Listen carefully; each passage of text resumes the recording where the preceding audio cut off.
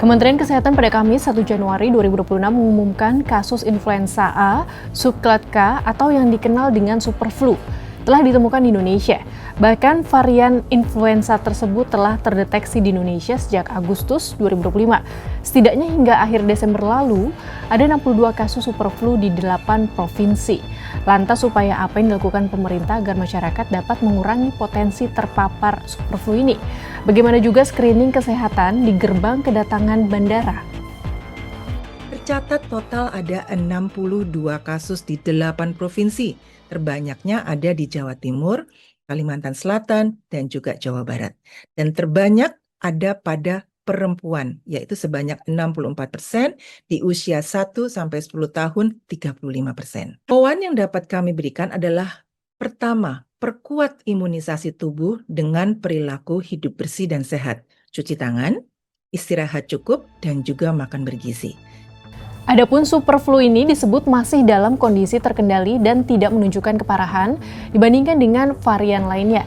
Pemantauan lebih lanjut pun terus dilakukan. Sementara itu terkait pencegahan penyebaran superflu, pihak bandara pun mengantisipasi dengan cek suhu penumpang. Gusti Ngurah Rai karena ini adalah pintu masuk internasional yang cukup besar penggunanya.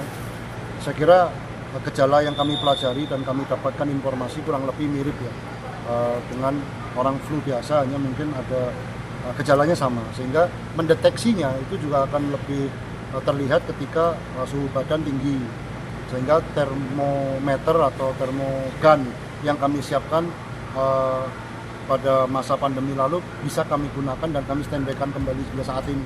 Berdasarkan penilaian Badan Kesehatan Dunia WHO dan data epidemiologi yang tersedia, influenza A jenis H3N2 subklat K tidak menunjukkan peningkatan tingkat keparahan. Gejala yang muncul umumnya serupa dengan flu musiman seperti demam, batuk, pilek, sakit kepala, dan nyeri tenggorokan. Lalu bagaimana informasi dan perkembangan terkini terkait dengan superflu secara global? Peningkatan kasus influenza A mulai dilaporkan di Amerika Serikat sejak Oktober 2025, seiring dengan masuknya musim dingin.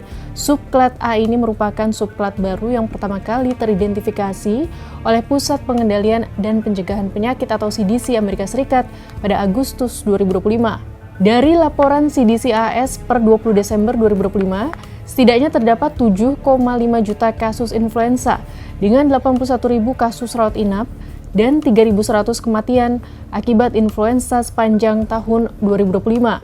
Dari 2.086 virus influenza yang diperiksa di laboratorium, hampir 90% merupakan varian influenza A subklat K. Subklat ini telah dilaporkan menyebar di 80 negara, di antaranya di sejumlah negara di Asia seperti Cina, Korea Selatan, Jepang, Singapura, dan Thailand sejak Juli 2025. Direktur Pasca Sarjana Universitas Yarsi yang juga Ketua Majelis Kehormatan Perhimpunan Dokter Paru Indonesia, Chandra Yoga Aditama menyebut, meski superflu tidak menunjukkan dampak keparahan, namun kewaspadaan tetap diperlukan dan potensi virus ini mengakibatkan pandemi tetap perlu diwaspadai. Potensi tersebut bisa terjadi tergantung pada sejumlah kondisi, antara lain, apakah akan ada mutasi yang lebih signifikan dari varian tersebut, apakah ada penularan dan keparahan semakin meningkat, serta apakah penularan antar negara terjadi semakin luas. Chandra pun menyebut jika virus influenza A subklat K telah mengalami 7 kali mutasi. Sahabat Kompas, di tengah cepatnya penularan virus, kewaspadaan perlu terus ditingkatkan. Jika mengalami gejala seperti flu, sebaiknya segera beristirahat, membatasi aktivitas, dan menggunakan masker agar tidak menularkan kepada orang lain.